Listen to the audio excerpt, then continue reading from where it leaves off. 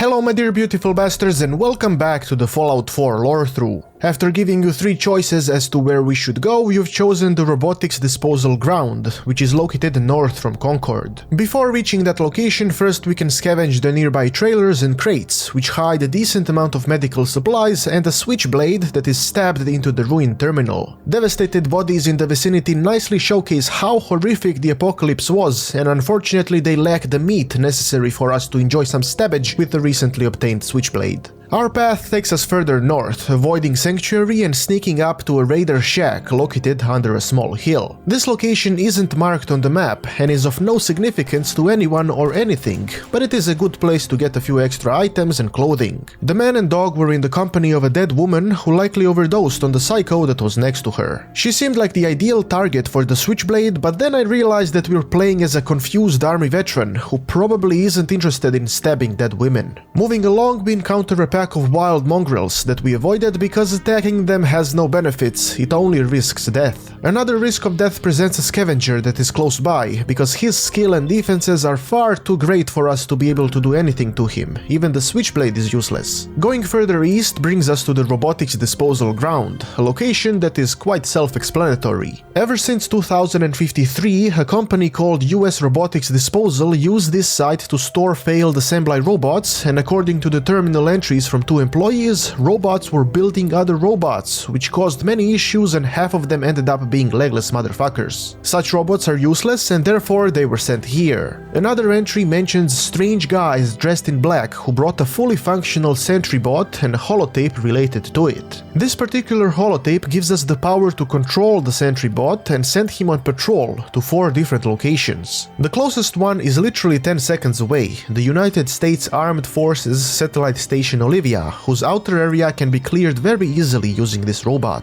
The fact that we are able to gain control over this SENTRY bot at no cost right at the start of the game makes it the greatest SENTRY bot in the game, and we will call him Jared. Jared completely destroyed the mole rats that came from the ground upon his activation. Why was he placed here along with the means to control him is unknown, but the fact that he is able to assist the nearby military installations should tell us something. I don't know what, but he was brought here just a week before the nukes fell, so it seems to me it was all on purpose, perhaps instructed by the robots themselves. Other notable loot at this location are a fat man along with a mini nuke and a collection of power armor glory, which includes a fusion core, hot rodder power armor skin, and a power armor with 2 armored parts further down the hill, right next to a crashed vertibird. Obtaining the power armor and going to the Olivia station is our next move. Thanks to Jared, it has been completely cleansed of dirt, which gives us the opportunity to run around and collect the scrap without the risk of death. This particular satellite station was used to monitor, intercept, and decode Chinese communications, while the war allowed some raiders to move in and take control. The area within the station is filled with raiders and their leader called ack-ack.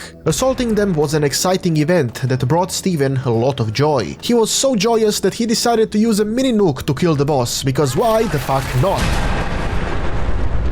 She was wielding a minigun, which aside from a few shotguns and a mini nuke are the only notable weapons. Other notable items are the fusion core in the basement and the US Covert Operations Manual that permanently increases the sneaking ability. Clearing this location allowed us to level up. Since Steven's starting stats represent him as a militaristic person, we shall now focus our first upgrades to Perception, with the ultimate goal to gain the ability to unlock all possible locks and obtain all loot that each location offers. Once that has been done, we can go further south towards Thicket Excavations during the dead of night. Lack of a power armor helmet turned this trip into a nightmare from hell, as it was simply impossible to see shit.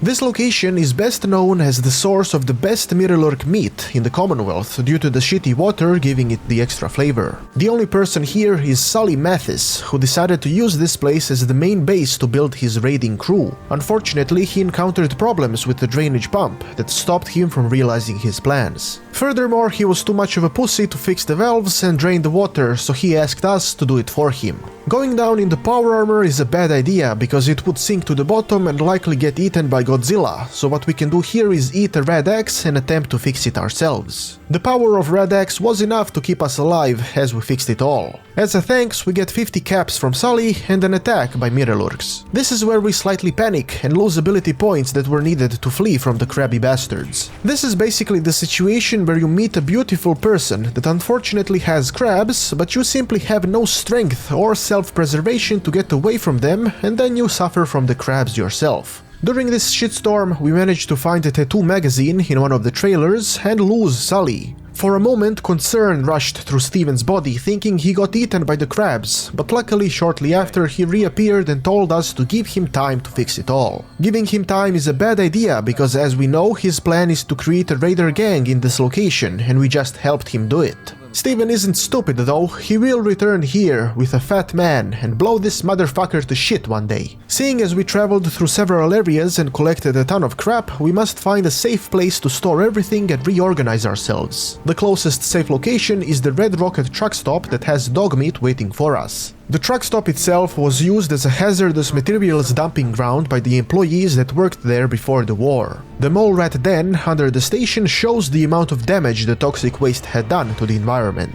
We can also find a fusion core in the most radioactive part of the cave. Another thing we can find out at the station is the insane inflation that happened during the resource crisis. Class C coolant's cost was over $100 per gallon.